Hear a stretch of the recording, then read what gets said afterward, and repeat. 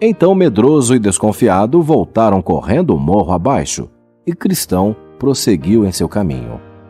Enquanto pensava no que ouvira, apalpou o peito à procura do livro e descobriu que já não o tinha.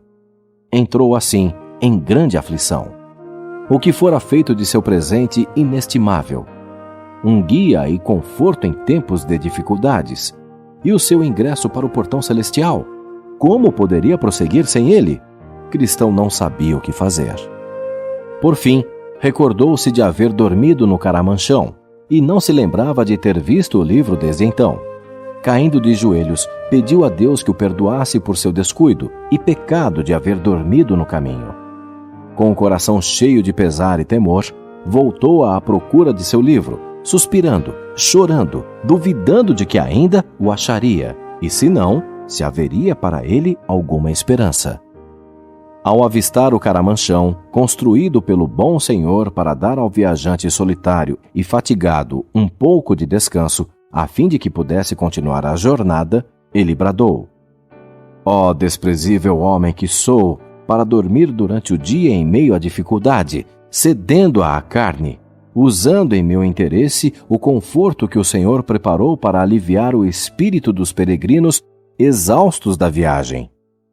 Quantos passos extras dei em vão! Foi isso que aconteceu a Israel.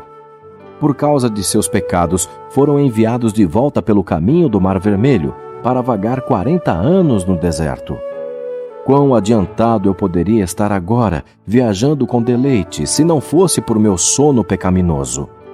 E a noite está chegando, e pode apanhar-me neste morro tão difícil. Oh, se eu não tivesse dormido! A esta altura, chegara ao caramanchão, e não vendo o livro, sentou-se e chorou.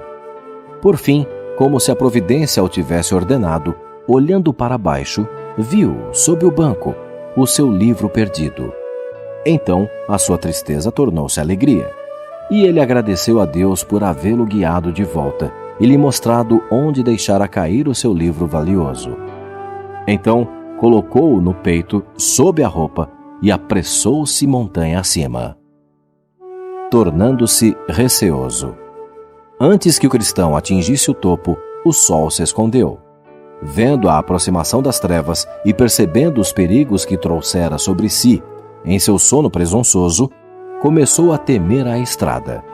Agora preciso andar no escuro, pensou ele, e ouvir os ruídos das lúgubres criaturas da noite, por causa de meu sono negligente.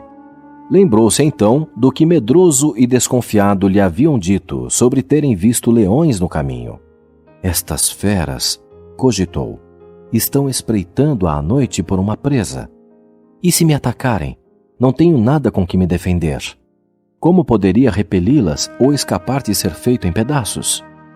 Enquanto estava deplorando a sua sorte infeliz, avistou luzes à frente, e um edifício imponente surgiu na escuridão. Era o alojamento, o Palácio das Virtudes, que ficava a uma curta distância da estrada. Com a ideia de que poderia encontrar abrigo ali, apressou o passo. Entrando na estreita trilha que conduzia à casa, ele viu os 2 leões, um de cada lado do caminho. Ali estavam os perigos que medroso e desconfiado haviam descrito, e que os fizeram voltar e desviar-se do caminho do céu. Ele parou, a fim de considerar o que precisava fazer. Refletiu se também não deveria virar-se e correr, como eles haviam feito, pois não podia enxergar nada diante de si, a não ser a morte. Mas o porteiro do alojamento, cujo nome era Vigilante, viu o cristão hesitando, como se fosse voltar, e chamou por ele. A sua fé é fraca? Por que temer? Não tenha medo dos leões, pois estão ambos acorrentados. Estão aí para provar a fé dos viajantes e descobrir quais deles não possuem firmeza. Fique no meio da trilha e não será ferido. Então, Cristão aventurou-se pela passagem entre os leões, que rugiram e lançaram-se forçando as correntes. Mas não lhe fizeram mal algum. Ele louvou ao Senhor da colina e encaminhou-se ao portão onde estava o porteiro. Chegada à casa das virtudes. Senhor, que casa é esta? Indagou Cristão. Posso passar a noite aqui? Porteiro. Esta casa foi construída pelo Senhor da colina, para acomodar os peregrinos. Cristão. Meu nome é Cristão agora. Antes, porém, era ímpio. Venho da cidade da destruição. Estou indo ao Monte Sião. Já que a noite chegou e não conheço o caminho adiante, gostaria de pernoitar aqui, se puder.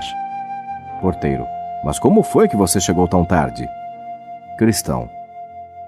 Eu teria chegado aqui bem mais cedo, mas descuidado homem que sou, quando me sentei para descansar no fresco caramanchão, no flanco da montanha, peguei no sono.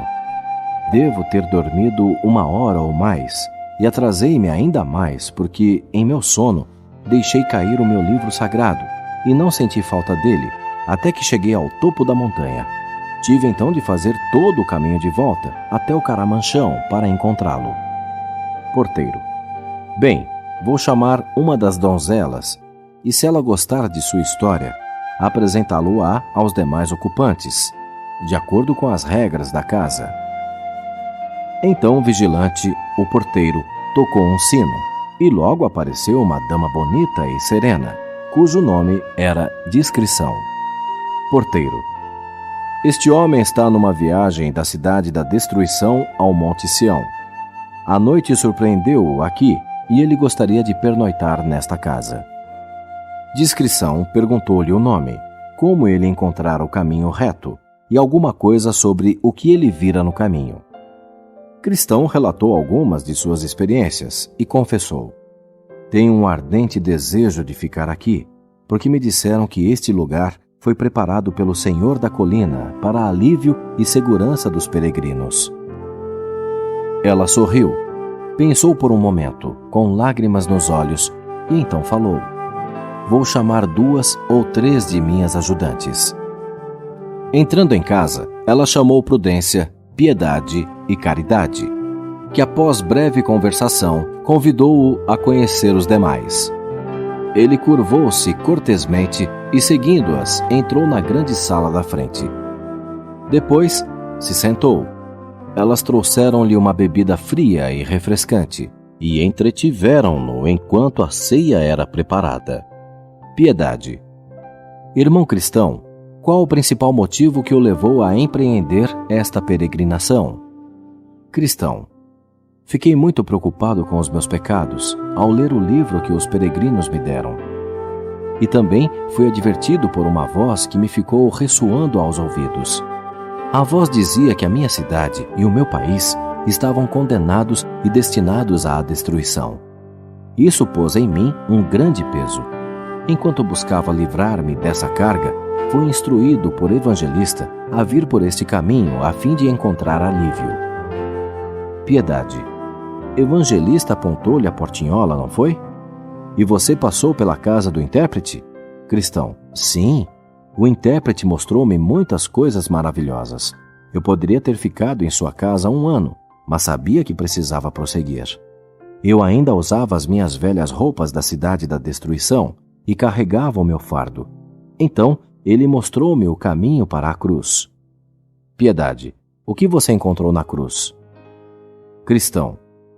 Encontrei paz. Tive uma visão de alguém sangrando, morrendo na cruz por meus pecados. Então, o meu fardo rolou para longe, e uma grande alegria entrou em meu coração. Recebi esta marca aqui em minha testa, e foram-me dados por 3 seres brilhantes que apareceram e depois sumiram, este manto que estou usando, e este rolo sagrado que levo nas mãos. Piedade. Mas você viu outras coisas no caminho, suponho. Cristão. Sim, mas isso foi o mais importante. Também vi indolência, simples e presunção, dormindo à beira do caminho, e tentei despertá-los, mas estavam sonolentos demais. Também vi formalidade e hipocrisia saltarem o muro. Eles caminharam comigo um pouco, até eu chegar a este morro, onde me deixaram e pegaram estradas mais fáceis. Você pensa, às vezes, no país de onde veio? Indagou Prudência. Cristão. Sim, mas com vergonha e pesar. Se tivesse preferido o país de onde vim, teria retornado para ele, pois tive amplas oportunidades para fazê-lo. Porém, agora desejo uma terra melhor, um país celestial. Prudência. Você não tem ainda consigo alguma coisa do velho país? Cristão. Sim, para minha humilhação. Ainda tenho no íntimo meus velhos pensamentos carnais, que deleitavam aos meus compatriotas, bem como a mim mesmo, mas agora eles são o meu desgosto e não a minha alegria. Se eu pudesse me livrar dessa natureza carnal e fazer tudo o que prefiro, jamais teria outro pensamento vil. Entretanto, como há pouco descobri, quando quero fazer o bem, o mal está presente em mim. Prudência. Não há ocasiões em que essas coisas carnais das quais você falou parecem ter sido purgadas? Cristão. Sim, essas ocasiões são as horas de ouro da minha vida. Contudo, essas experiências não são muito frequentes, nem duram tanto quanto eu gostaria. Prudência. Você pode se lembrar por quais meios obtém essas experiências vitoriosas e felizes?